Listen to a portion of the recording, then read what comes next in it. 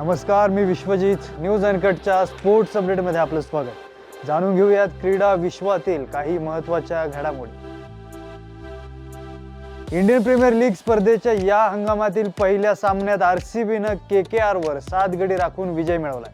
गतविजेत्या Kolkata night riders आणि royal challengers Bangalore यांच्यातील हा सामना कोलकात्यातील ईडन गार्डनवर खेळला गेला. केकेआरनं ठेवलेलं 175 धावांचं लक्ष्य आरसीबीनं 16.2 षटकांत 3 विकेट गमावून गाठले.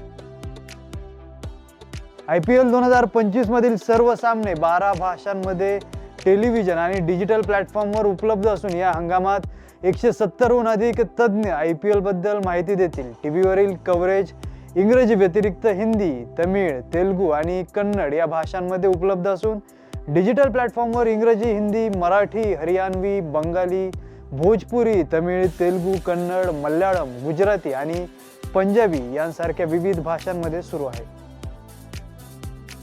इंडियन प्रीमियर लीगच्या शानदार उद्घाटन समारंभ सोहळ्यात अभिनेता शाहरुख खान आणि विराट कोहली यांचा डान्स विशेष आकर्षण ठरलाय.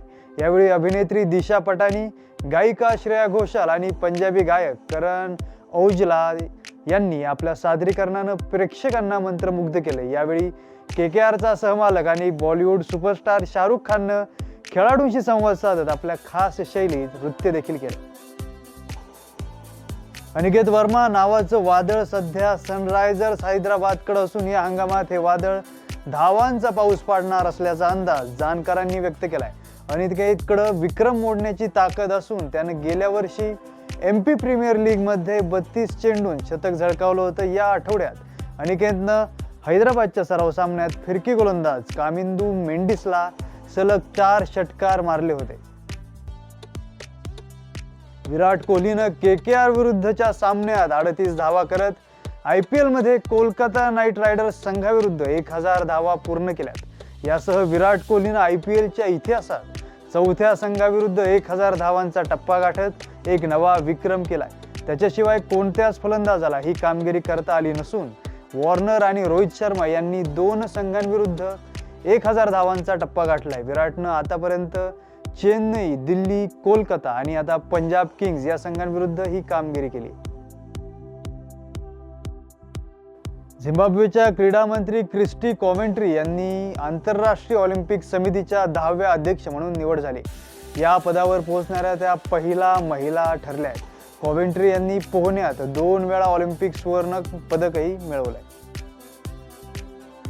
BCCIनं दुलीप करंडक क्रिकेट स्पर्धा पुन्हा एकदा पारंपरिक आंतरविभागीय स्वरूपात घेण्याचा निर्णय घेतलाय.